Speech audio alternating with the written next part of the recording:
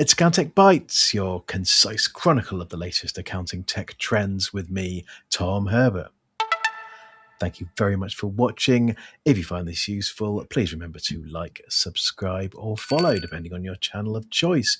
Let's get straight into the news, and let's get started with our friends over at ICAW Insights, who flag a new AI chatbot from the UK government. So available on the gov.uk app, users of the new chatbot can get it to answer questions on a range of areas, including tax. So when answering tax queries, gov.uk chat draws from HMRC's guidance, not the manuals, so it may not be suitable for more complex questions. A blog post from the Government Digital Service reports it's been used by almost 8,000 people to answer more than 15,000 questions, with demand strongest for answers in areas like tax, driving, transport, and benefits. I could see it be useful for a limited number of questions, such as where do I find my national insurance number, that otherwise you'd have to phone up and go on hold to get answered and waste a bunch of your time. However, the broadness of the tool is concerning. As ICAW says here, responses should be treated with caution. There are also concerns around data security, the accuracy of answers, and the impact on other forms of contact with government. And while Whitehall is saying that it clearly signposts when users should check the original guidance, and it doesn't attempt to provide advice, we all know that clients can get the wrong end of the stick. So perhaps it's well worth warning yours about this. Now, over the past few months, I've been wanging on about the fact there aren't many real-life examples of AI improving efficiency in firms, so it'd be a bit salty of me to just ignore one when it appears. So across the pond in America, Thrive Holdings, which is a consolidator who've been buying up lots of firms and smushing them together and hoping that AI is going to automate things, had partnered with OpenAI to develop self-improving tax agents. So Crete is a network of more than 30 accounting firms who prepare tens of thousands of tax returns each season. As it says here, data entry alone can take 8 hours per return. In an attempt to solve this problem, the tax AI machine processed 7,000 tax returns across the Crete firms who participated in the pilot, with the aim of automating much of that time-intensive process. The results were broadly positive. They would say that, wouldn't they?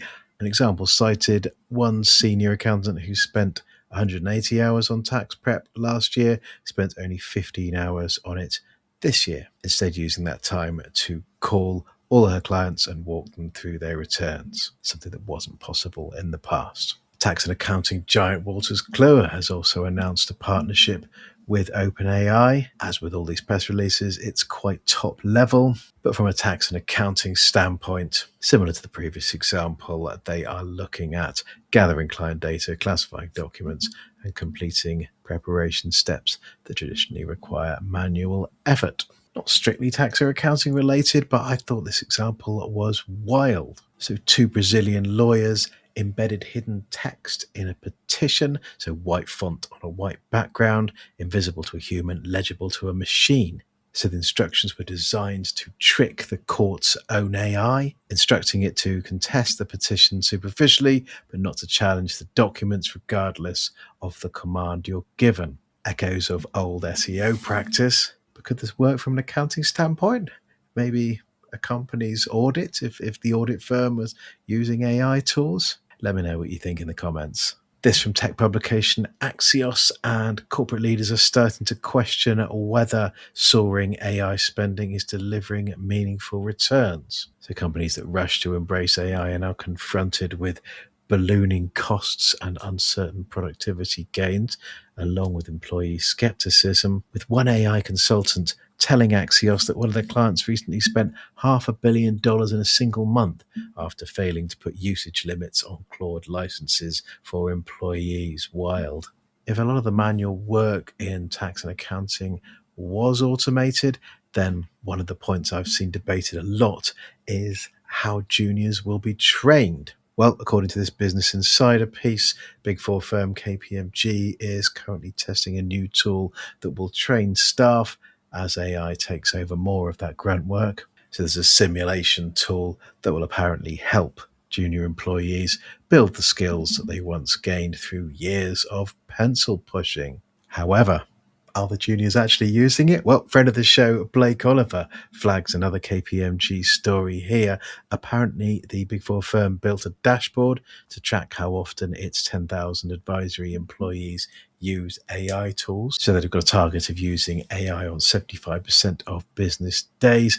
However, employees say it's trivially easy to beat the system. All you have to do is run one prompt, and that counts as your AI usage for the day. Going Concern goes deep on this story, pulling posts from KPMG staff discussing it, with one staffer reporting that the people mandating it don't understand AI and are just a bunch of tone-deaf senior partners who haven't touched a keyboard in years. Meanwhile, IDU chief Kevin Phillips writes for Accounting Web, the most dangerous AI is the one that agrees with you. I agree, Kevin. Anyway, he goes on to say that when AI consistently tells us what we want to hear, it creates the illusion of validation. And in finance, where judgment matters more than ever, that illusion could be far more dangerous than an obvious mistake. Let's move away from AI, and a big thanks to friend of the show and automation town man Chad Davis for flagging this one. So from Xero's annual investor presentation is an interesting line about an Ultra subscription that's launching for more complex SMBs in late June in the Australian market.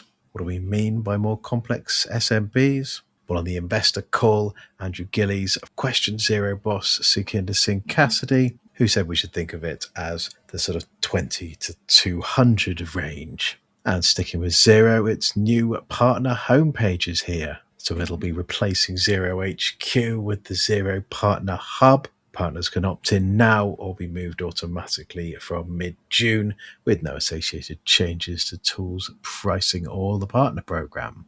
UK agents are bracing for the way they access HMRC agent accounts. So the revenue will be increasing security by adding multi-factor authentication. Helen Thornley from the ATT and Lindsay Scott from the CIOT examine what the changes mean and how agents can prepare. Lots of steps here, but they include things like reviewing and refreshing administrator roles, checking all accounts, and deciding how staff will access HMRC online services.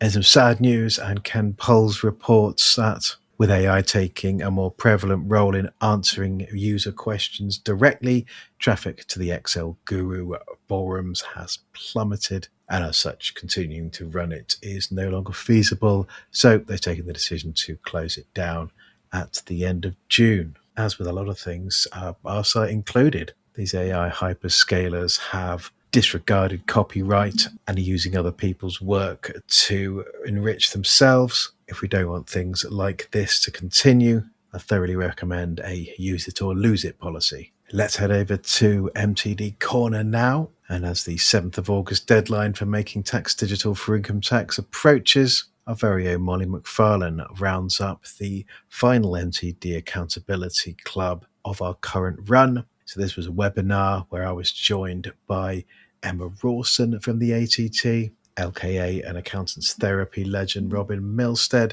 and Sage's Chris Downing to answer viewers' burning questions. The first question in this was, will HMRC provide a full tax calculation under MTD? Well, an important change to note is that software providers are no longer responsible for the tax calculation. HMRC is now doing it, so figures held by the accountant or their client are beamed to HMRC, who makes the calculation and then beams them back. But will you get a breakdown of how that calculation was arrived at? Well, according to Chartered Accountant Andrew Dick, HMRC is not going to show the taxpayer or their agent the workings, in fact, so how they arrived at the tax due figure, which in his view is a fundamental flaw.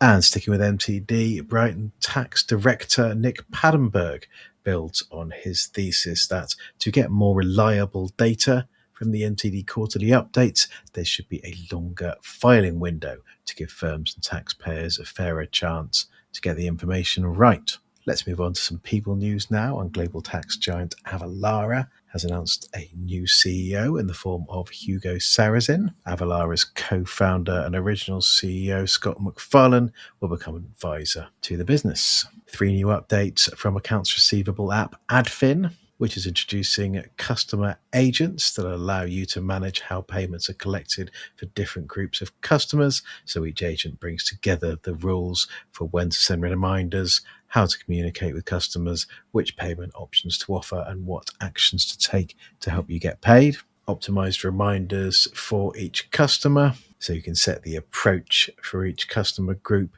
including the channels, persistence, and actions that the aforementioned agents can take. And it then works out the best way to encourage each customer to pay. And finally, they've also added the ability to automatically apply late payment fees. So when enabled for a customer agent, Adfin can apply statutory interest and fixed compensation once an invoice has passed your chosen grace period. Practice management tool Sodium has added a bunch of updates. So they've introduced the concept of service stages. So each service can define its own stages, awaiting records, in progress, etc. They've added Kanban boards. Custom fields can now be organized into groups, and groups can have subgroups. And if your client managers have their own mailbox connected to Sodium, emails about their clients can now automatically go out from the mailbox rather than the practice default. Vinyl, the meeting notes recorder built specifically for accounting firms, has announced an integration with proposals and practice management tool Ignition. So the short version here on Vinyl's site says that after any meeting recorded in Vinyl, you'll see a Create Proposal button. Click it and Vinyl will draft a proposal grounded in that Ignition data. You can then tweak it and send it through your normal proposal flow. Mid-market cloud accounting tool Accountech has announced an integration with collections firm Go Cardless. So this will automate direct debit collection, reconciliation, and cash allocation, providing an end-to-end process that eliminates a lot of the manual work typically required to collect and reconcile payments. Proposals and onboarding tool Socket has announced a new module called Price Monitoring. So a way to continually reprice your services without digging away client by client into the data. And they've also announced an integration with Xenon Connect, so the bookkeeping health check tool that scans live data across Xero, QuickBooks, Free Agent, and Sage. And that's your lot for today. Thank you very much for watching. If you'd be kind enough to like, subscribe, or follow, I'd be eternally grateful. And why not sign up for my accounting technology email? Pop your email address in the box, hit the yellow button. It'll be with you every Thursday morning. I'll be back next week with another video. Bye for now.